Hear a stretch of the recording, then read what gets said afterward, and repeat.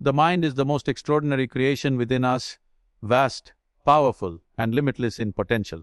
Yet it is also the most restless and unpredictable part of human existence. One moment it is calm and focused, and in the very next it is racing like a wild horse.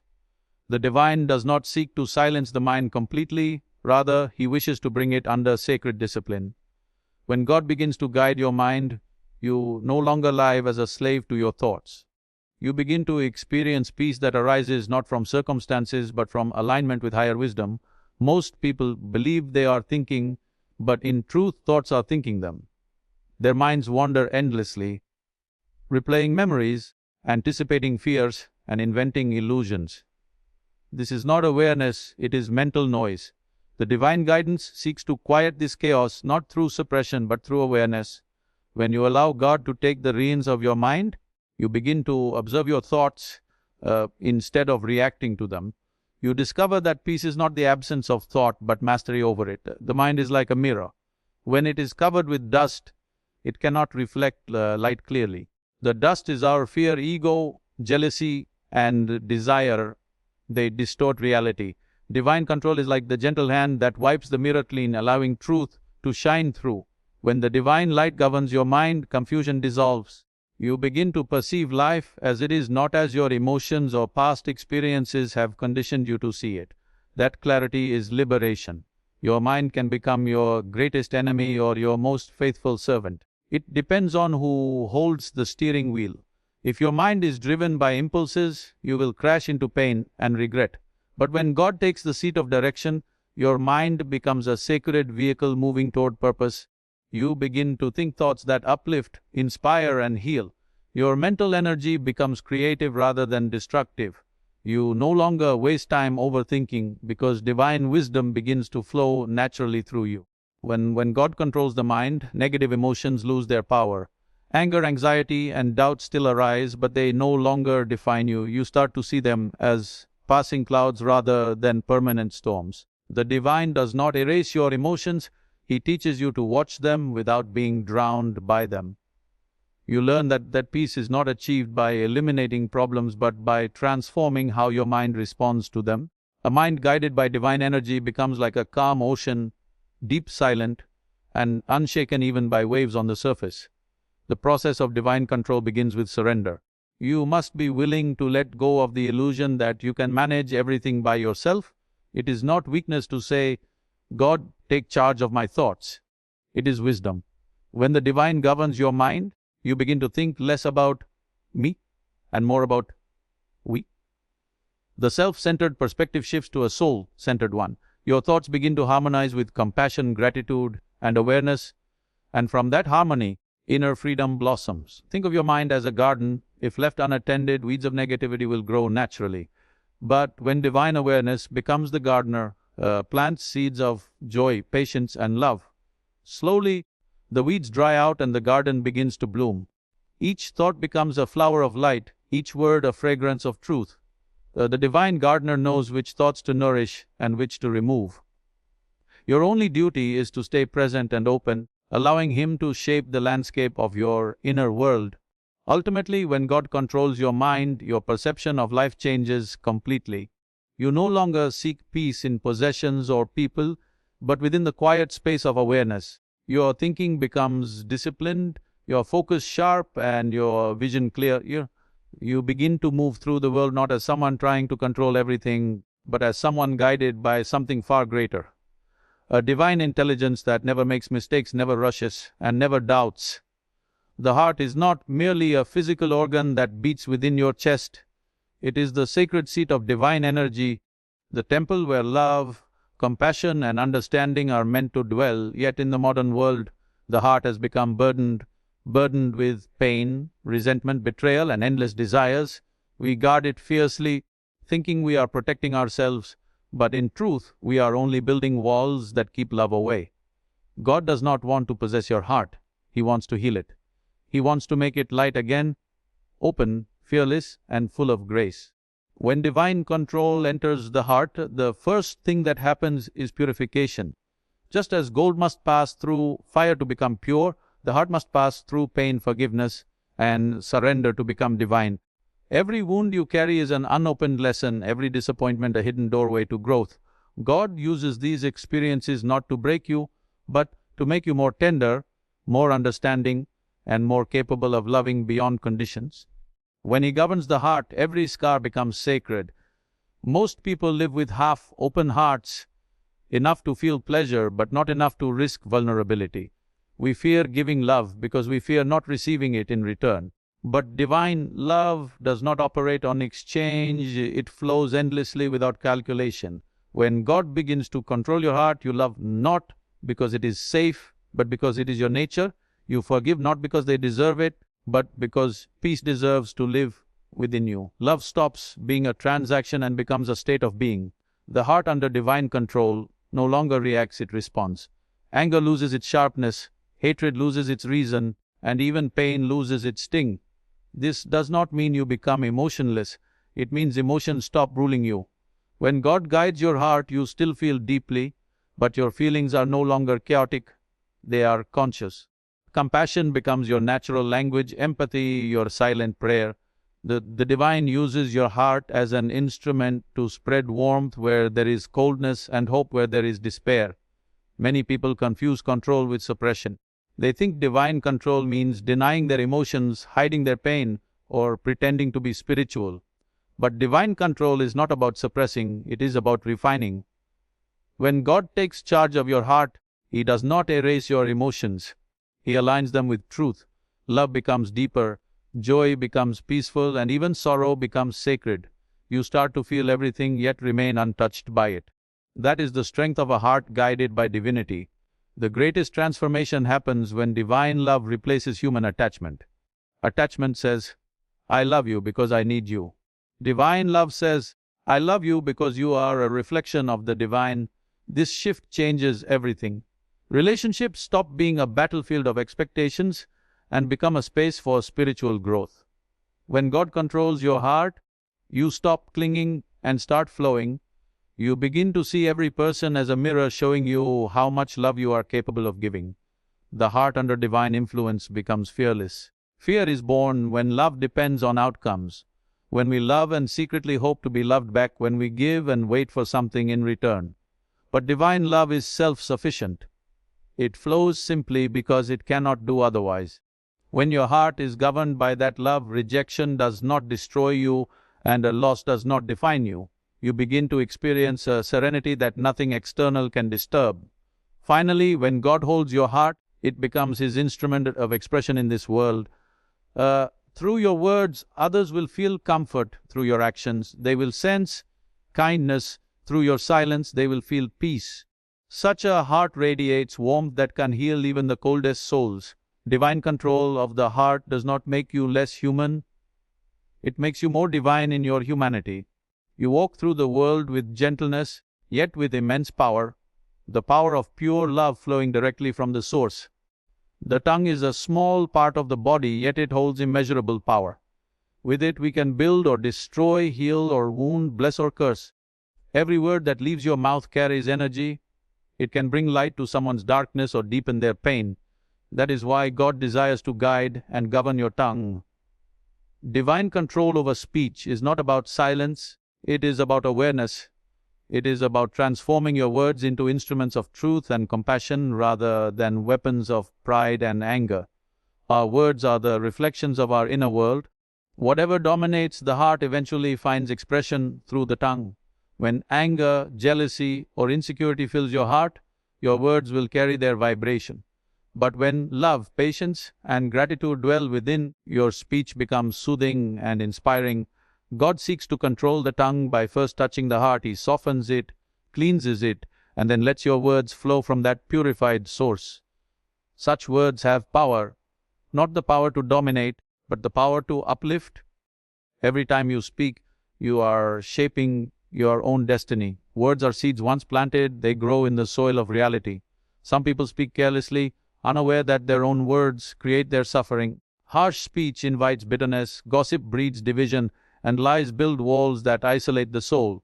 When God governs your tongue, He teaches you to speak with purpose and restraint. You begin to understand that silence is often wiser than noise, and that truth spoken gently can heal more deeply than flattery spoken loudly. The divine way of speech is not about preaching, it is about presence. When you speak from awareness, your words become alive with vibration. People can feel your sincerity before they even understand your message. This is not because of eloquence, but because of alignment. God's control over your tongue brings alignment between thought, word, and spirit. What you say and who you are become one. There is no contradiction, no mask, no falsehood, only authenticity born of divine consciousness. A tongue without divine control can create fires that burn relationships, destroy trust, and sow hatred. Words, once spoken, cannot be taken back. They echo in hearts long after they leave your lips. That is why the wise pause before speaking. They do not rush to express every emotion or opinion. They wait, they listen, and they let the divine whisper guide their words. When God leads your speech, silence becomes sacred, and even few words carry the weight out of 1,000 truths. Sometimes divine control means restraint, knowing when not to speak. The world is full of noise, arguments, and opinions, each trying to prove superiority. But divine wisdom teaches that not every battle requires a voice, and not every truth must be spoken at once. When your tongue is under divine direction, you begin to value peace over victory and understanding over argument. Your speech becomes measured, gentle, and rooted in awareness. Through such restraint, your presence begins to speak louder than your words. There is also a sacred power in words of blessing. When the divine flows through your tongue, your speech begins to heal. You speak hope to the hopeless, calm to the troubled, and courage to the broken. Even in moments of correction, your words carry kindness. They do not humiliate, they illuminate. You begin to realize that every encounter is an opportunity to reflect God's love through language, whether it is a whisper of comfort, a prayer, or a simple thank you. Ultimately, when God controls your tongue, communication becomes communion. Speaking is no longer just a social act, it becomes a sacred exchange of energy. Your words start aligning with the divine rhythm of truth and compassion. People feel peace in your voice, not because of what you say, but because of the consciousness behind it. Your tongue, once impulsive and restless, becomes an instrument of harmony, a channel through which the divine speaks softly into the world. Every action you take is a ripple in the ocean of existence. It doesn't vanish after being done. It echoes, it shapes, it returns. The world you live in today is nothing but the reflection of your past actions, conscious or unconscious. God does not want to control your actions to restrict your freedom. He wants to refine them so that every movement of your being aligns with purpose, compassion, and truth. When divine guidance begins to shape your behavior, your life stops being a reaction to situations and starts becoming a reflection of divine intelligence. Most people act from compulsion rather than awareness. They do things because they are driven by fear, greed, or ego. They run after outcomes without understanding the source of their motives. Divine control transforms this unconscious motion into conscious creation. You stop acting out of impulse and start acting out of understanding. Every gesture, every step, every choice becomes a prayer, not of words but of living intention. The divine begins to move through you, and ordinary actions take on extraordinary meaning. When God governs your actions, work no longer feels like burden. Even the smallest tasks, cooking, cleaning, serving, helping, become sacred offerings. You begin to perform them with love, attention, and devotion. The divine does not demand grand acts of heroism. He finds joy in simple acts done with awareness. A smile offered sincerely, a helping hand extended selflessly. These are the actions that carry divine fragrance. In such moments, your body becomes an instrument of service, and your daily life becomes a form of silent worship. The beauty of divine control lies in its subtlety. God does not force you to act, He inspires you to act rightly. He doesn't impose commands, He whispers intuition. When you listen to that inner voice, your path unfolds naturally. You begin to know what to do and when to do it without confusion or hesitation. This is the power of divine flow. It replaces struggle with surrender and confusion with clarity. When you align your actions with that flow, you stop chasing success and start embodying grace. A person whose actions are guided by divinity becomes fearless. There is no longer anxiety about the outcome because the intention behind the action is pure. The divine takes care of results when the heart behind the act is sincere. This detachment does not make you indifferent, it makes you powerful. You act with complete effort but without inner turbulence. You understand that true control is not about forcing situations but allowing the divine hand to direct your movement like a river finding its way to the sea. God wants to control your actions not to make you a puppet, but to make you a participant in His creation. Every time you act with awareness, you expand the presence of light in the world.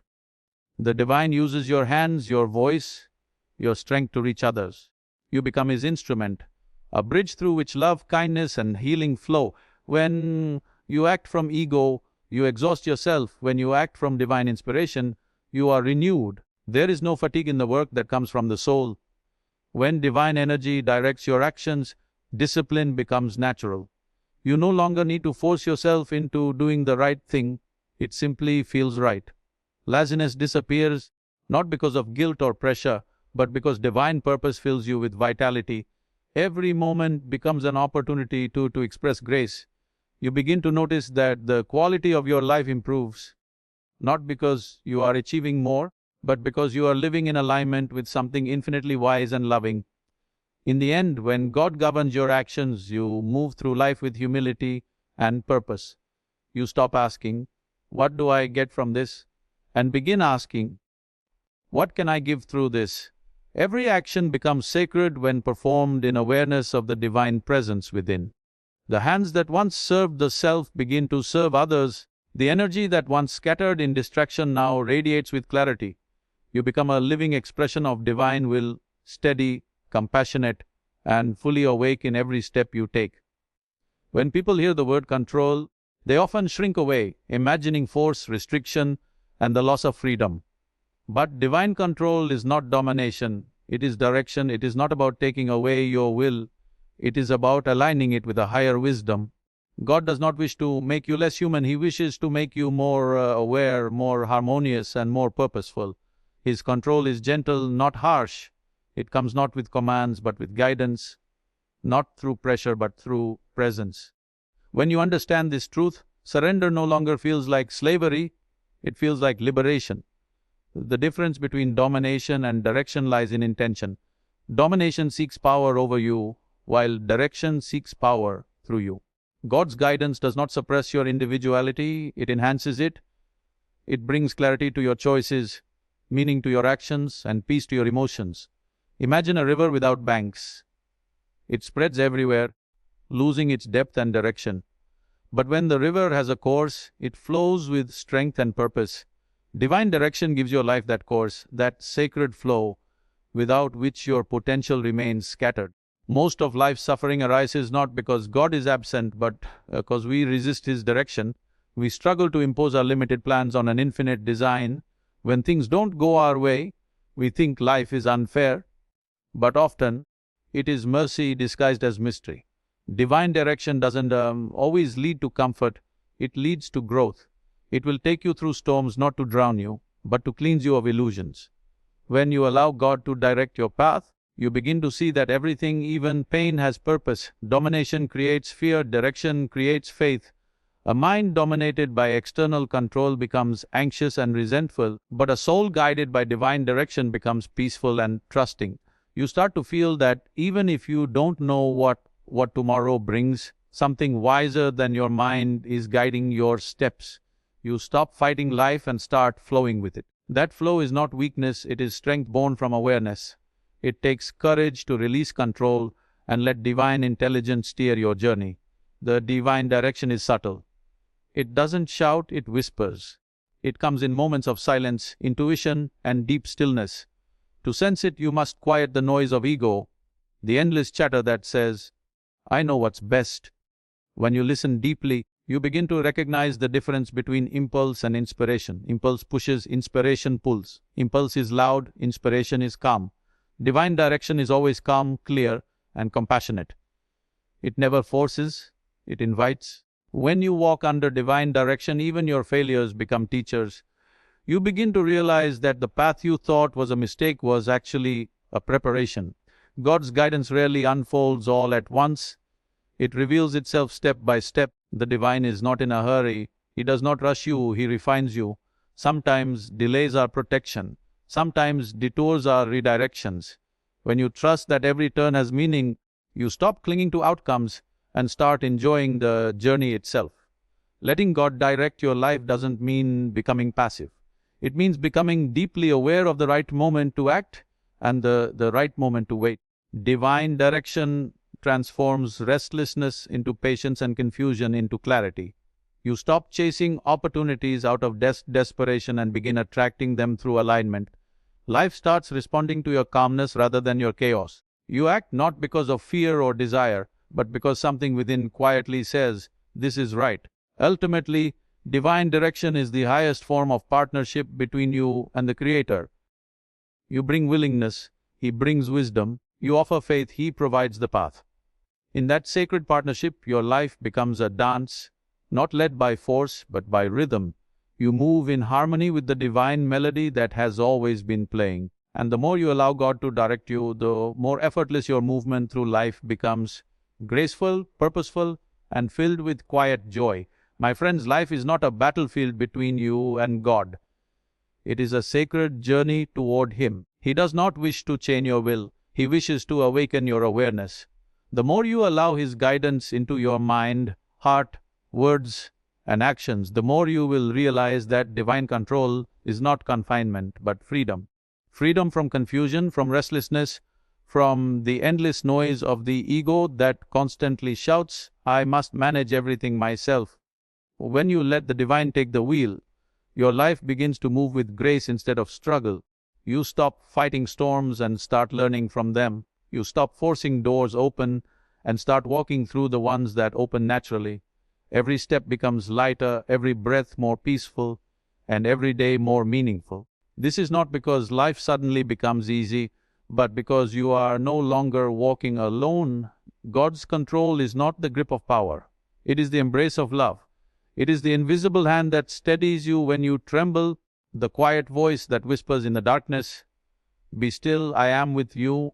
It is the unseen order behind every chaos, the gentle rhythm that brings everything back to balance.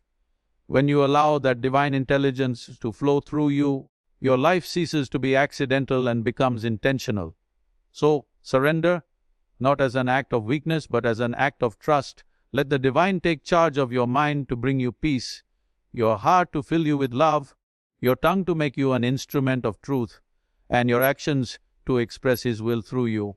When you live in this way, you no longer merely exist. You radiate. You become a living expression of divine harmony,